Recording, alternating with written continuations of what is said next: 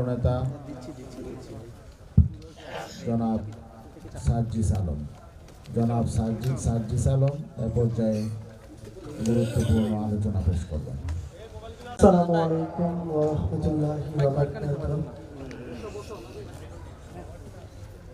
ইসলামী আন্দোলন বাংলাদেশ আজকে আমাদের এখানে যে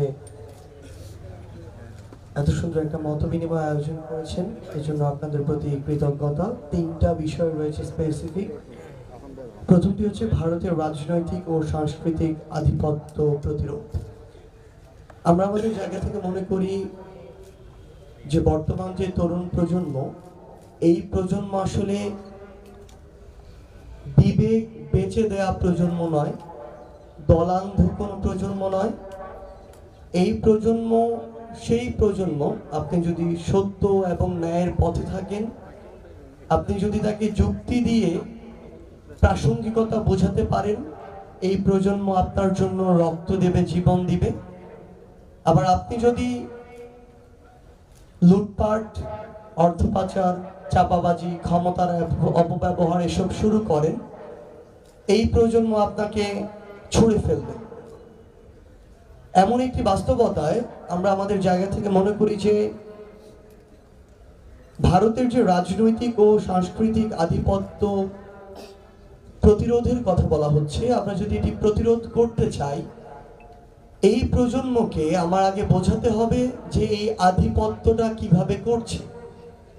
এই প্রজন্মকে তার আগে বোঝাতে হবে 16 বছরে কিভাবে জোর করে আমাদের দেশের উপরে, দেশের মানুষের উপরে এই আধিপত্যবাদ চাপিয়ে দেওয়া হয়েছে।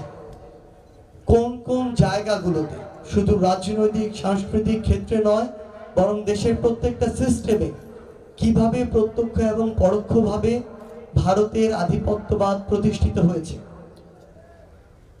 বিগত 16 বছরে আওয়ামী লীগ ভারতকে বাংলাদেশের মনিবের কাতারে নিয়ে গিয়েছে এবং নিজেরা স্বেচ্ছায় দাসত্ব বরণ করেছে শুধুমাত্র নিজেদের ক্ষমতাকে সিকিউর করার জন্য।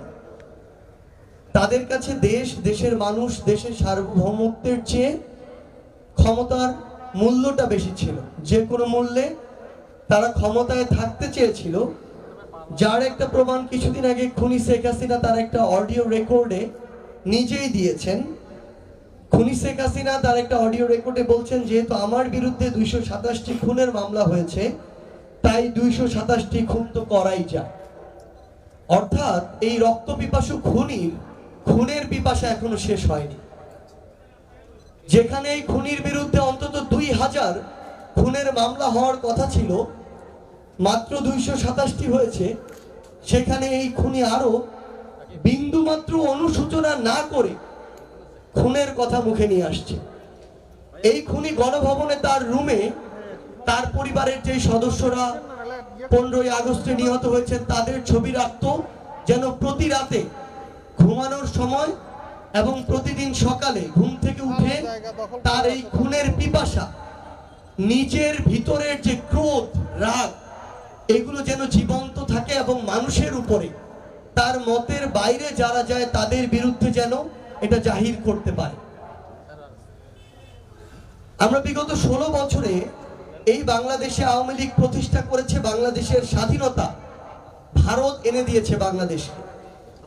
এবং যা আমরা কিছুদিন আগে 16ই ডিসেম্বরে ভারতের প্রধানমন্ত্রী মোদি এবং রাষ্ট্রপতির ফেসবুক পোস্টে, টুইটার পোস্টে আমরা দেখেছি, তারা বাংলাদেশের স্বাধীনতাকে, বাংলাদেশের মুক্তিযুদ্ধকে ভারত পাকিস্তানের যুদ্ধ হিসেবে প্রেজেন্ট করছে। অর্থাৎ তারা ভিতরে ভিতরে যেই বিষয়টা এতদিন বিশ্বাস করত, এই বিষয়টা তারা এখন প্রকাশ করছে এবং এতদিন পরোক্ষভাবে এবং অনেক ক্ষেত্রে প্রত্যক্ষভাবে বাংলাদেশের উপরে এই বিশ্বাসটা চাপিয়ে দেওয়ার চেষ্টা করা হয়েছে। আমাদের এখন কাজ হচ্ছে এই যে আমাদের তরুণ প্রজন্ম, যারা নতুন যে কোনো যুক্তি, তথ্য নেয়ার জন্য সবসময় প্রস্তুত, ভালোকে গ্রহণ করার জন্য, খারাপকে ছুঁড়ে ফেলার জন্য, তাদেরকে আসলে বোঝাতে হবে যে একটা দেশ কোনোদিন দুইটা দেশের মধ্যে এমনি এমনি চলে আসে না। একটা দেশ কখনো আন্তর্জাতিক রাজনীতিতে এতটা উদার হয় না যে দুইটা দেশের যুদ্ধের মাঝখানে নিজে অংশগ্রহণ করবে। কারণ একটা যুদ্ধে যে কেউ অংশগ্রহণ করুক না কেন, হারুক অথবা জিতুক, তার সামরিক কিংবা তার সৈনিকের দিক থেকে হোক, রাষ্ট্রের দিক থেকে হোক, অর্থনৈতিক দিক থেকে হোক, তার ক্ষতিগ্রস্ত হওয়ার সম্ভাবনা অবশ্যই থাকবে। হয়তো যে হারবে তার বেশি, যে জিতবে তার কম, কিন্তু ক্ষতিগ্রস্ত হবে। তো এত বড় একটা দেশ এমনি এমনি বাংলাদেশের এই মুক্তিযুদ্ধে শেষ সময় গিয়ে বাংলাদেশের সাথে অংশগ্রহণ করেনি। আমার এই তরুণ প্রজন্মকে বোঝাতে হবে কিভাবে নিজের যে প্রতিদ্বন্দ্বী রাষ্ট্র পাকিস্তান, সেই পাকিস্তানকে দ্বিখণ্ডিত করার যে সবচেয়ে বড় অন্তর্নিহিত ইচ্ছা, সেই ইচ্ছার বহিঃপ্রকাশ 1971 সালে ভারত করেছে।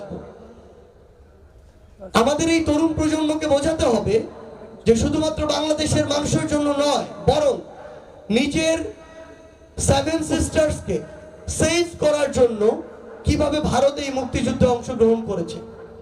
যেই সেভেন সিস্টার্স 71 এর আগে তাদের ভিতরের যে কালচার, মতপার্থক্য, বিভিন্ন ধরনের পরিবেশ পরিস্থিতির কারণে প্রায় বিদ্রোহের মধ্যে থাকতো, ওই সেভেন সিস্টার্স সংলগ্ন যখন পাকিস্তানের একটি বড় অংশ ছিল, তখন ভারত এটার ভয় পেত যে কখন আমি না দ্বিখণ্ডিত হয়ে যাই।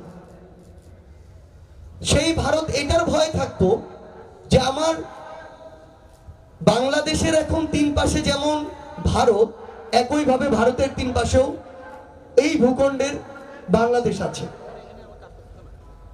আবার এই ভূখণ্ডের সাথে এক পাশে আমার মিয়ানমার, উপরে নেপাল, ভুটান, পাশে আমার চীন। ভারতের মনে তখন এই ভয়টা এবং এই স্বার্থটা সবচেয়ে বেশি ছিল যে এখন যদি এই সুযোগে আমি পাকিস্তানকে দ্বিখণ্ডিত না করতে পারি, কিংবা এই সহযোগিতাটুকু না করে আমি আমার নিজের সার্বভৌমত্ব রক্ষা করতে পারি, তাহলে কখন না আমি দ্বিখণ্ডিত হই। সো তারা যখন নিজের সার্বভৌমত্ব রক্ষার জন্য এই যুদ্ধে আসলো, তখন এই বাংলাদেশের সবচেয়ে বড় থ্রেটের সম্মুখীন হলো আমাদের সার্বভৌমত্ব। এবং সেই থ্রেট 1971 থেকে শুরু করে এই 24-এর অভ্যুত্থান পরবর্তী সময়ে প্রত্যক্ষ এবং পরোক্ষভাবে ছিল। আমাদের এই তরুণ প্রজন্মকে বোঝাতে হবে যে 71 এর পূর্বে এবং পরে আন্তর্জাতিক যে আমাদের রাজনৈতিক পরাশক্তিগুলো, তাদের যে লবিং গুলো, সেখানে ভারতের সাথে রাশিয়ার কথা বলি, আমরা পাকিস্তানের সাথে চায়না, আমেরিকার কথা বলি, কিংবা আমরা সাউথ এশিয়ার যে অন্তর্নিহিত যে আমাদের রাজনীতিগুলো ছিল, যে বিভিন্ন গ্রুপগুলো ছিল, এগুলোতে নিজের যে ক্ষমতা সেটি টিকিয়ে রাখার জন্য ভারত কিভাবে এখানে অংশগ্রহণ করেছে, এবং সেটি সেই স্বার্থগুলো না থাকলে ভারত যে এই মুক্তিযুদ্ধে অংশগ্রহণ করতো না, এগুলো আমাদের তরুণ প্রজন্মের সামনে তুলে ধরতে হবে।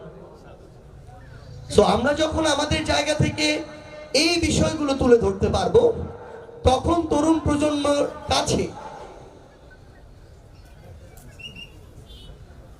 প্রজন্মের কাছে ভারতকে যেভাবে পীরের পর্যায়ে নিয়ে যাওয়া হয়েছে, সেটিকে আমরা খণ্ডন করতে পারবো।